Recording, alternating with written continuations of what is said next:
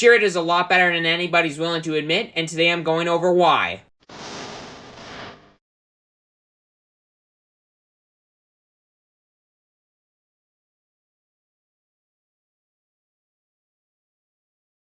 Hello and welcome to the table, and today I'm going to be doing a deck tech video for Chirrut Upgrades 2.0 because there are tons of new cards from Shadows of the Galaxy that make this deck so much better. And yeah, let's get right into it. This has got a two-step plan, this deck. Disrupt the opponent as much as possible, and then buff Chirrut to the moon, because this guy is so hard to kill. Once you got 5 resources, you can flip him into a 3/5 that does not die immediately once he has lethal damage on him. If he has like 5 or more damage on him, he will not die immediately, because he will die at the end of the phase instead of dying once he has lethal damage on him. And you can just utilize this so well, either by healing him, upgrading him a ton. It's just so good, and being able to disrupt the opponent to make sure that they don't have any ways to get rid of Chirrut or any ways to kill you before Chirrut can kill them. It just makes this deck a lot more threatening than it was in the last set. Let's go with that. And Chopper base is the base for this deck still. It's still yellow. It's still the best color with Chirrut, in my opinion. So let's get right into it. There is one outlier in this deck that doesn't go along with the two-step plan, either disrupt or make Chirrut better. That card being R2, because it basically allows you to do one of those two things more consistently. It's a 1 resource, 1/4, that when you play it, when you attack with it, you get to look at the top. You can ship it to the bottom or keep it on top. It's just a good way to make sure that your deck's more consistent in doing what it's wanting to do. However, the first disruptive card that I am going to go over is Chopper. It's a 2-of in this deck, but it's a 1 resource, 1/3 that has raid 1 if you have another Spectre. There are none in this deck, so that doesn't matter. What does matter, however, is when you get to attack with him, you can, you do, take the top card of the opponent's deck, put it into their graveyard, and then if it's a non-unit card, you get to exhaust one of their resources. This does matter. It can exhaust your opponent's resources, which can do so much damage, it's not even funny. It is worth it in this deck. It's not an amazing 3-of, so we're going to cut it back on it to a 2-of, but it still does a ton of work in this deck, and you should not be overlooking it. Speaking of cards that you shouldn't overlook, Grogu, a 2 resource 0/5 that whenever you, as an action, you can exhaust him and exhaust a unit. It doesn't seem like an amazing card, but against decks that don't go super wide, which are going to become more common in Twilight of the Galaxy, there's still going to be plenty of decks that don't go as wide, where this card is just going to shine so much, and every single turn, exhausting the best thing on the board, it just does so much work than you would ever think. Even in go-wide matchups, it still can do a ton of work, and it is an absolutely amazing card in this deck that you can get done on turn 1 and just do so much with. It's not even funny.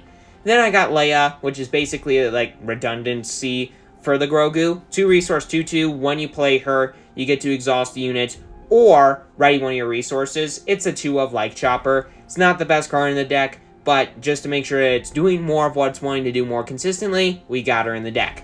And then I got probably the best piece of disruption in the entire game and in this deck, that being Sparkle Rebellion, a 2 resource event that says you get to simply look at the opponent's hand, take the best card from it, and put it in their discard pile. This card is nuts. It's like, hey, do you want to not have a turn 1 play? Alright, let's get rid of it. Do you want to not have the best card in your hand anymore? Let's get rid of it. It's just, it does. Whenever you draw this, it's going to do work. If they have 1 card in their hand, I'm like, yes, if it gets to my turn, I can play this 6 resource 8/8 with Sentinel. Oh my god, I'm going to win the game if I play this card. And then Sparkle Rebellion, and that card's gone now, and your opponent's crying, and it just allows you to win the game so easily. I mean, there are other ways to mess with the opponent's hand, but this card does it better than anything else, because you can do it on turn 1. It just does so much work, it's not even funny. Speaking of cards that do so much work, it's not even funny, let's talk about Village Protectors, a new card from Shadows of the Galaxy. It's a 3 resource 2/2 with Sentinel and Shielded, which is nuts. Obi-Wan was originally in this deck as the only Sentinel card, but it just always took so long to get him out, it wouldn't ever matter. But with this card, it's like, hey, I get to play this on turn 2, and then guaranteed, pretty much, unless your opponent's playing something with Saboteur, it's going to take 2 swings to get rid of this card. Whereas with Obi-Wan, that was never possible. I mean, yes, it could sometimes take 2 or even more swings to get rid of him sometimes, but you could still have the times where the opponent sends something with 6 power, kills Obi-Wan, and then boom, they can get back at cracking on Chirrut or erasing you and killing you before Chirrut can kill them. This card does it at a way cheaper cost, and it is a lot harder to kill a lot of the time because of that shielded part of the card. It's just such a big piece of this deck, and it just slows down the opponent so much. It's not even funny. But then, there's Spare the Target, which is simply a better waylay. It's just a 3-resource, return a non-leader unit back to its owner's hand. Does the same thing as waylay, however, you get to collect that unit's bounty if it has one. It's very rarely going to matter, but sometimes it can matter and it can do some work, so hey, we'll take it.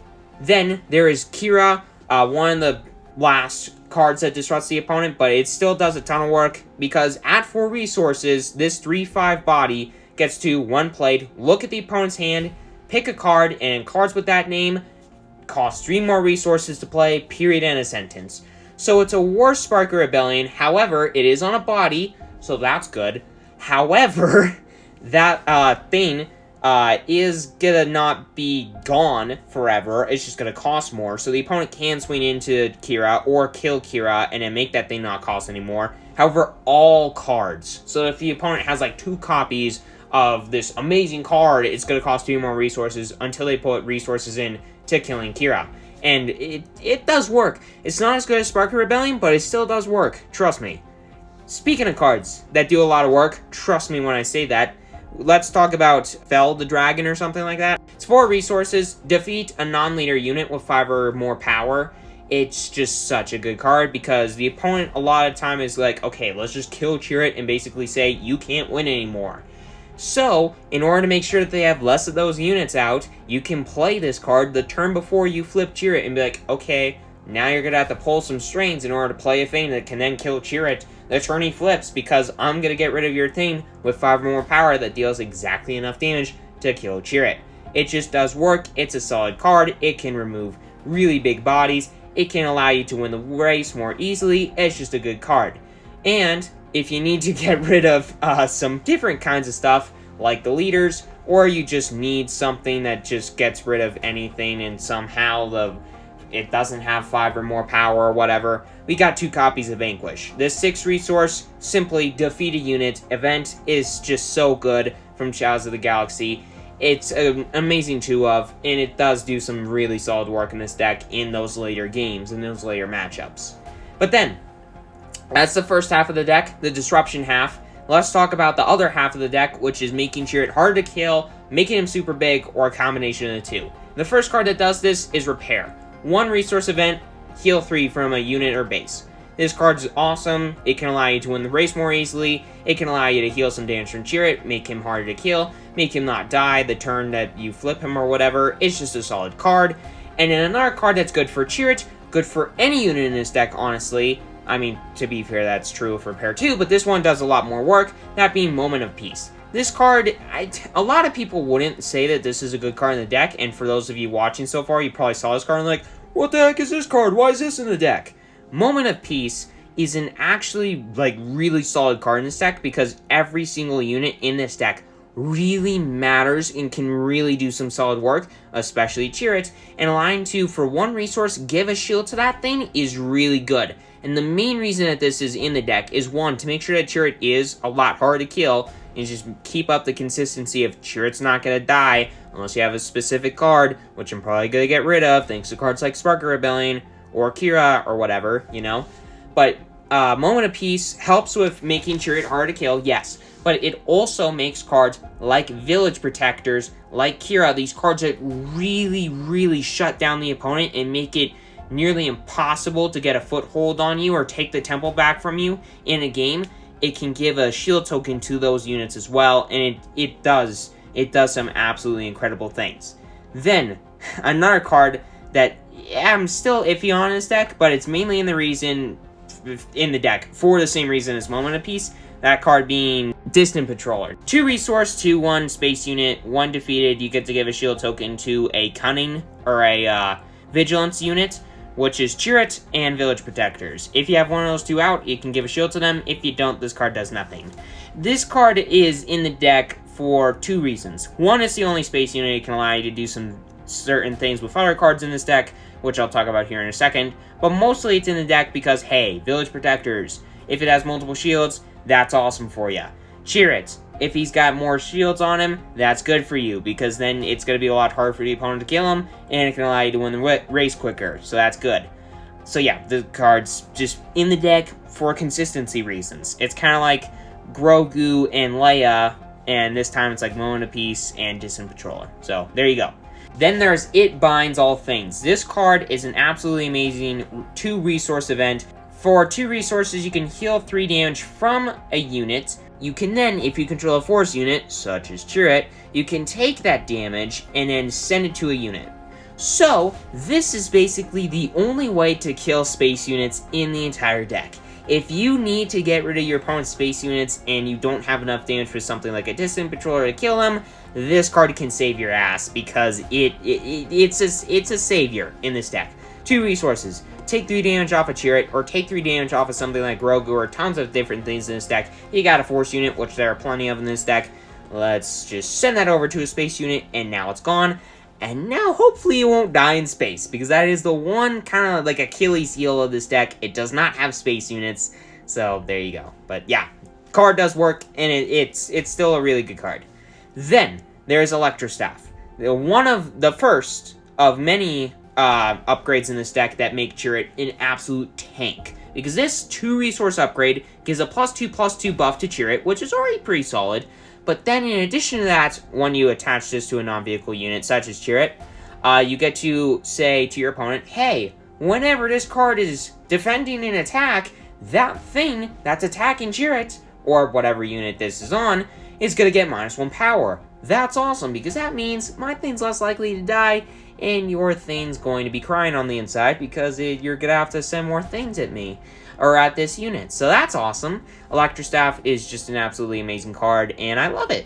Then there is Jetpack. This card, this is probably the best card that this deck got from the latest set, Shadows of the Galaxy. This card does some work. It's a 2-resource upgrade that goes onto a non-vehicle unit. It gives a +2 power buff to that unit. And then, when you play this, you give a shield token to the attached unit. However, that token goes away at the end of the phase. Why is this good? Why is this the best card from Shadows of the Galaxy? Because this card basically says, okay, to the opponents thinking this in their mind, why do I attack this unit? I'm just going to wait until the next turn to attack this unit, and then the shield will be gone, and I can kill it more efficiently. But you can basically have a free turn to do whatever the hell you want with that unit, or the opponent's like, okay, well, I'm going to have to send something to kill this shield, and the shield just goes away at the end of the turn anyway, so I'm just going to lose value here, and lose, like, tempo, in a sense. And then I'm going to send another thing to kill this unit, and it's just like, either the opponent takes a turn off from attacking that unit, or they waste valuable resources and potentially time to commit enough resources to kill said unit. Plus, this has Smuggle for 4 resources, so you can put this in your resource pool, and whenever you need it, you can spend 4 resources, flip it up, and then boom, put it on whatever you need it to. It does work. It gives some damage out. It allows you to just give a shield and just completely screw up what the opponent's possibly thinking about doing. It's insane. It's insane what this card can do. And speaking of stuff that's insane what the card can do, let's talk about Jedi Lightsaber. This 3-resource upgrade gives a +3/+3 buff to a non-vehicle unit, and it says when that unit attacks, if it is a force unit, it gives the defender -2/-2 for the phase. So if Chirrut needs to kind of tell the opponent, okay, I need to kill some of your stuff so I can win this race here, that thing is not going to be dealing nearly as much damage to Chirrut, and it's going to be a lot easier to kill with Chirrut if he doesn't have as much on him. And yeah, it's just a really good upgrade. It's probably the best upgrade in the deck still, because it just does so... It gives a really big buff for very few resources, and it can do some serious work if you need it to. It's just a really good card. And now, the MVP of the deck. Y'all know it. Y'all love it. It's the Forces with me. This 4-resource event is still very easily the best card in the entire deck. I mean, this event gives a shield... Well, it gives 2 experience tokens to the units. It gives a shield token to the units. and you get to attack with the units, because you're always going to be pointing this on Chirrut. You're going to have a force unit because you're going to be pointing this on Chirrut. 2 experience tokens, a shield token, and you get to attack with Chirrut all in one fell swoop. That is stupid. I mean, the turn that you flip Chirrut, it's like, okay, I'm going to put on an Electro Staff and something like a Jedi Lightsaber. Well, boom. He's now a freaking 8-10. He's an 8-10. What? And then the next turn, you're like, okay, I'm going to put on a Jetpack, so now he's a 10-10, and now I'm going to put the Forces with me on next, and now he's a 12-12 with a shield token that's now attacking you. Crack. 12 damage to the dome. That is stupid. This card is insane. This is the MVP of the deck. This deck is a lot better than a lot of people are willing to admit. It does do work. It's still not the best deck in the game by any means. I just love this deck a ton, and I think it's a lot better now than it was in the last set.